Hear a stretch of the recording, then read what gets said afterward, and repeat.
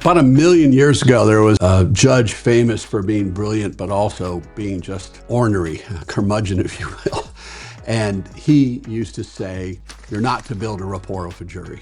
And I'm like, well, I understand what you're saying. You don't want to over-personalize and overshare things about yourself, but I think it's okay to try to build a bond as far as we're working through this together to try to come to what is the right solution or answer. It's okay to smile. It's okay to have a sense of humor every once in a while. It's okay to shed a tear, which I've had happen in numerous cases. And it's all got to be genuine. So I guess the answer is be genuine. Be yourself, professional, and respect their time. I read into body language and things like that. And sometimes you see younger lawyers, they've got their, I call it head down lawyering, where they've got their legal pad or their phone and they're just going through a series of questions to check off boxes.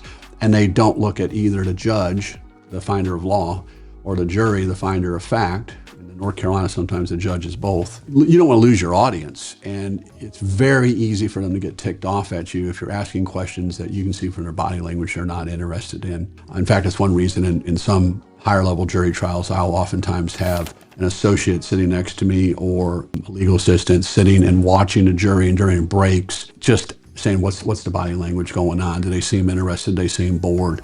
After lunch, they come back at 2 o'clock and it's a little bit hot in the room and they start settling down in that seat a little bit. Do you see any eyes kind of nodding off? So I think understanding the jury and understanding what they're going through, being respectful to them and not wasting their time are all very helpful.